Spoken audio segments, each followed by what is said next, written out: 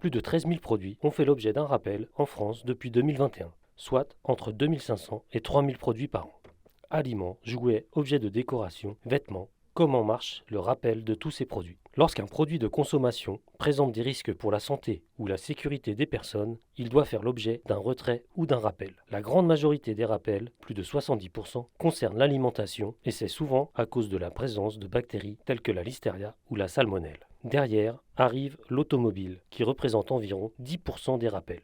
Depuis le 1er avril 2021, les professionnels ont l'obligation de déclarer leur rappel de produits sur le site officiel Rappel Conso. Il existe plusieurs procédures de rappel. Certaines informent d'un risque pour l'ensemble des consommateurs, d'autres pour certaines catégories de consommateurs, présence d'allergènes non indiqués par exemple. Les rappels sont évalués selon la gravité du risque, aigu, chronique, en grande quantité, etc. Qui décide d'un rappel? Le fabricant. Le fabricant peut émettre en toute indépendance un rappel de produit et s'occuper de sa gestion. Les autorités, comme la DGCCRF, Direction générale de la concurrence, de la consommation et de la répression des fraudes, ou l'ANSM, Agence de sécurité du médicament. L'alerte peut aussi provenir des autorités européennes. Les consommateurs, ils ont eux aussi un rôle à jouer. En cas de détection d'anomalies sur un produit, ils peuvent émettre un signalement directement sur le site Signal Conso ou s'adresser à la DDP, la Direction départementale de la protection des populations, ou à la DIRECT, la Direction régionale des entreprises de la concurrence, de la consommation, du travail et de l'emploi. Comment se passe le rappel?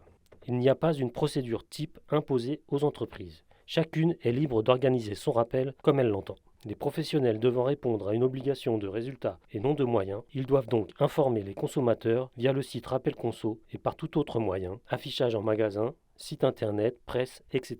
Si un professionnel ne procède pas au rappel d'un produit tout en sachant que celui-ci est préjudiciable à la santé humaine, il risque de lourdes sanctions. Il peut être puni d'une peine d'emprisonnement de 5 ans et d'une amende de 600 000 euros.